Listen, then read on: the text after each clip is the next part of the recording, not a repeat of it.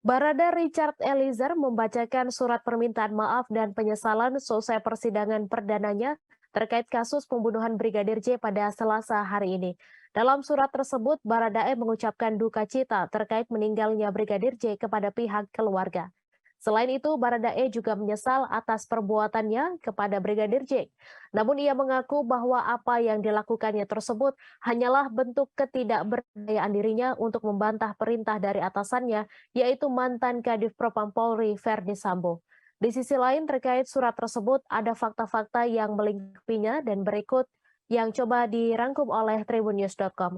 Surat Baradae itu ditulis di Rutan Barreskrim Polri pada Minggu 16 Oktober atau 2 hari sebelum persidangan dirinya digelar.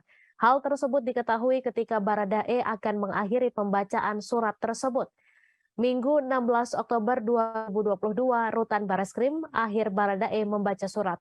Surat tersebut berisi tentang penyesalan Baradae karena menembak Brigadir J. Selain itu, Baradae juga menuliskan ucapan bela sungkawa bagi keluarga Brigadir J yang telah ditinggalkan. Pada akhir suratnya, Baradae mengaku tidak bisa membantah perintah dari Verdi Sambo karena jabatannya sebagai anggota dengan pangkat rendah. Seperti diketahui, Baradae baru saja selesai menghadapi sidang perdana kasus pembunuhan Brigadir J pada Selasa 18 Oktober. Sidang dimulai sekira pukul 9.30 waktu Indonesia Barat dan selesai pada pukul 11.45 waktu Indonesia Barat. Adapun agenda dari sidang hari ini adalah pembacaan surat dakwaan oleh jaksa penuntut umum dan penyampaian nota keberatan atau eksepsi. Namun meski Ketua Majelis Hakim Wahyu Iman Santoso telah memberikan kesempatan untuk eksepsi, kuasa hukum Baradae Roni Talapesi tidak mengajukannya. Menurutnya dakwaan dari JPU sudah cermat dan tepat. Ketua Majelis Hakim Wahyu Iman Santoso menjadwalkan akan menghadirkan 12 saksi terkait sidang lanjutan kasus pembunuhan Brigadir J dengan terdakwa Baradae pada Selasa 25 Oktober mendatang.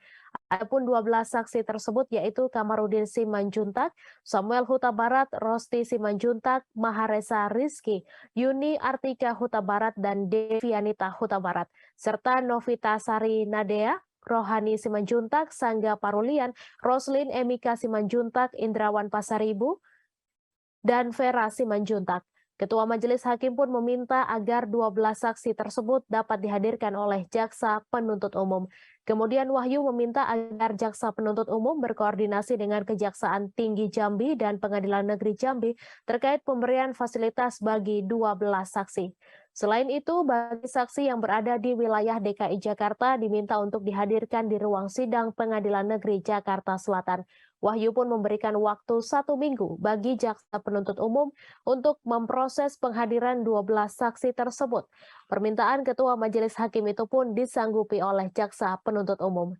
Berikut akan kami tampilkan tayangan permohonan maaf Baradae seusai sidang hari ini.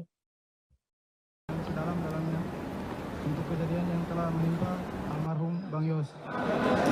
Saya berdoa semoga almarhum Bang Yos diterima di sisi Tuhan Yesus Kristus. Dan untuk keluarga almarhum Bang Yos, Bapak Ibu, Resa, serta seluruh keluarga besar Bang Yos, saya mohon maaf.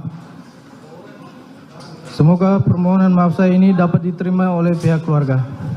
Tuhan Yesus selalu memberikan kekuatan serta penghiburan buat keluarga almarhum Bang Yos.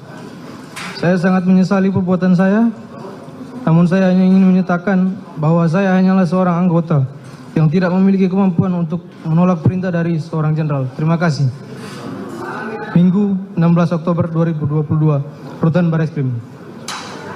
Ya, oke ya teman-teman, terima kasih ya. Silakan. Ya.